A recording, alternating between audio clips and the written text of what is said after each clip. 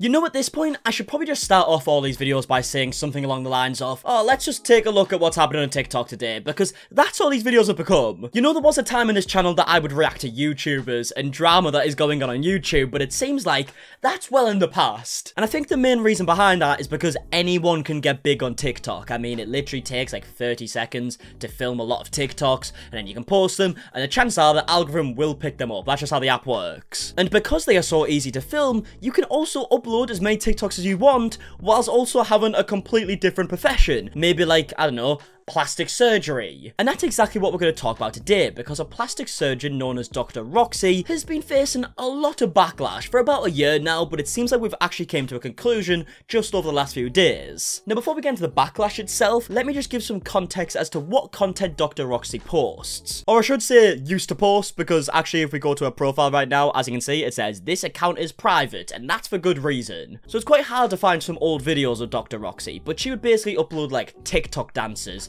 at work. This plastic surgeon just lost her medical license after live streaming surgeries on TikTok. Yeah, I actually used that clip to show you some of the dances that she would do at work, which by the way were really, really cool. But as you've also just heard, she used to live stream surgeries, which to me is fucking mental. Now apparently these people did have to give consent before this happened, but I mean, who the fuck wants their surgery live streamed on TikTok, for crying out loud? I mean, yeah, it seems like people did, and I guess the fact that she did used to live stream these surgeries is probably the reason why she got like a lot more work. You know, people would see her on TikTok because she's got a bunch of followers who'd think, oh, she must be good at her job, so then she gets a bunch more clients in. That's what I'm assuming. But the problem is here, a bunch of these went wrong, and 3 in particular have actually resulted in Dr. Roxy losing her medical license in Ohio. Now, we are going to take a look at some videos from past clients that have told their experience with Dr. Roxy, but firstly, let's actually have a look at the news report, and this is where I found out about this situation. She's the famous physician known as Dr. Roxy. She live streamed plastic surgery on TikTok,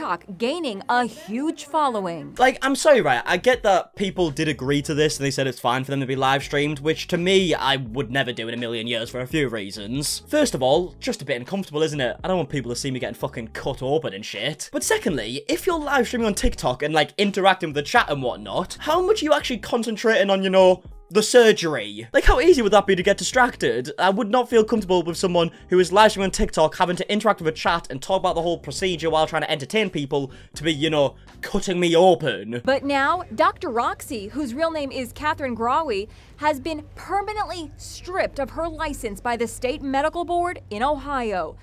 Dr. Roxy claims that this will change her life forever.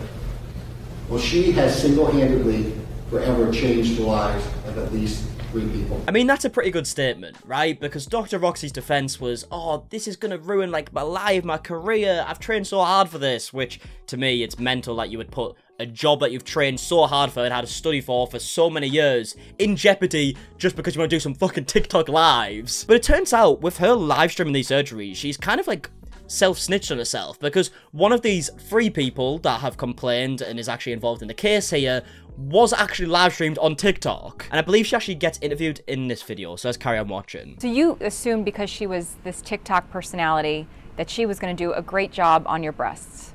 Yeah. If you're brave enough to live stream surgery and you're that transparent, you would just assume, you know, that she's not having the issue she was having. I mean, yeah, I get the thought process. If she's so confident to live stream, then she must be really good at her job. But yet again, I just wouldn't want someone who live streams on TikTok doing the procedures to, you know, do surgery on me. And I guess that's really easy to say in hindsight. You know, we've now seen these botched surgeries, so it's quite easy for me to say. But yeah, I feel like there was quite a few red flags. Do you feel that that could have contributed to what happened? Do you think she wasn't paying attention? Rewatching it, I saw a couple cuts that she made when she was clearly talking to the camera or focused on what she was saying to them. I mean, like, come on. It's not like she's, like, drawing a painting, you know, where if you put the pen down, nothing can really go wrong. I can talk to the chat, the paint is not going anywhere. She's not doing that. She's doing surgery. You know, I've had haircuts in the past where the barber seems to get distracted by, like, someone else in the shop, and he's constantly talking to, like, another barber or something like that. And I get a bit panicky. I'm like, excuse me, why are you not concentrating on my hair? Except, I don't say that out loud, you know, because socially awkward. But in my head, I'm cussing him out, alright? But imagine that in surgery. Yeah, this is just a mental situation to me. But yeah, there was quite a lot of TikToks that I wanted to get through to give even more context to this situation. First of all, starting with another doctor who gives her opinions on this whole case and explains how Dr. Roxy didn't get her license removed because she live streams. It's because of the actual botches in the surgeries. She was also found to have multiple complications that were not within the standard practice of that particular procedure. There were 3 patients in particular that suffered complications that were not normal complications. One of those patients, she had live streamed their surgery on social media. Reportedly, this patient underwent a liposuction procedure and a BBL and suffered multiple intestinal perforations as a result of this procedure, which is not common. Yeah, I mean, I have no idea what them words mean, but it doesn't sound good, does it? After those warnings, she continued to live stream surgeries from 2021. I mean, she literally got warned for this multiple times and decided that these TikTok live streams were more important than her job that she has studied to have for God knows how many years. So it's hard to have any sympathy for her, really. I mean, she was warned multiple times and she still carried on doing it. And she botched multiple surgeries that weren't common botches. It's just a case of that she did it wrong and it's resulted in fucking harm to these people. I mean, going through TikTok, I saw a bunch of these botches, or people talking about these botches, and there's a lot of them that aren't involved in the case itself, but they still happened, and some of which happened a long time ago. I mean, I actually came across this video here that says, I want to be the first face Roxanne, Dr. Roxy, Graw saw after her license revoked. So it's just a video of Dr. Roxy coming out of the courtroom by the looks of it.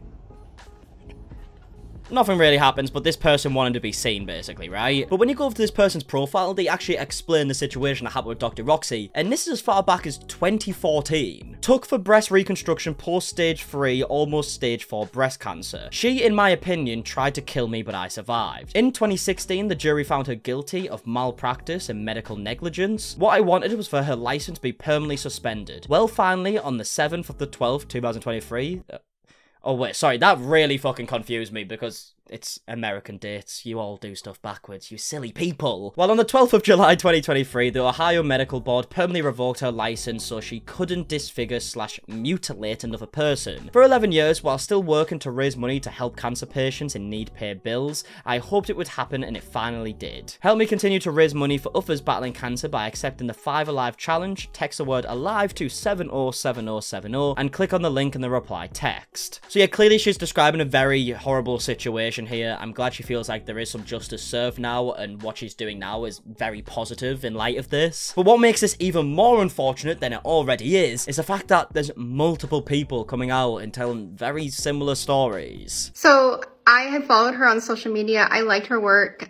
She had experience with weight loss patients, and for me that was a huge plus because when you lose a lot of weight, you have loose skin everywhere, and it's important that you choose a surgeon that is familiar with those type of bodies. Yeah, can I just quickly say, can you imagine going through the amount of effort it takes to lose like a ridiculous amount of weight? You're finally at your target, and now what you want to do is try and get rid of this loose skin through surgery. And after you've put this amount of effort in for God knows how long, you then have the surgery and it goes wrong. Like, you would be fucking gutted. So I went back to discuss a revision. I met with Dr. Domingo. It wasn't even Dr. Roxy that I met with. It was her doctor.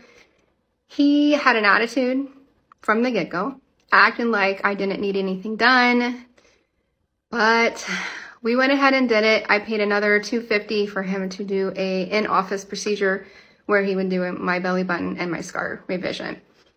So it's like literally worse than when I went in. And I posted my results on Instagram, and Dr. Roxy, of course, saw it and emailed me privately, like to my email address, and said that she could fix it, and basically saying that I don't need to blast her on social media. I mean, she's put herself very clearly on social media at this point, so I don't think she should really have a problem with it. Especially, you know, if one of her clients is unhappy with a surgery that she's now had to get redone twice and is still unhappy with it. Like, she probably should understand that with her being, you know, a TikToker. She blocked me on social media. I'm blocked on here. I'm blocked on Instagram.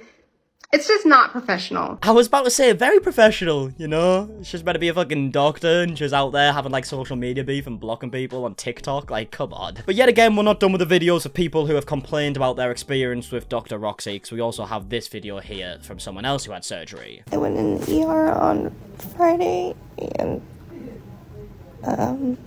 Today is Sunday and I'm still here. They're gonna keep me again. I have lost track on how many IV antibiotics that I've been given. But I have definite infection.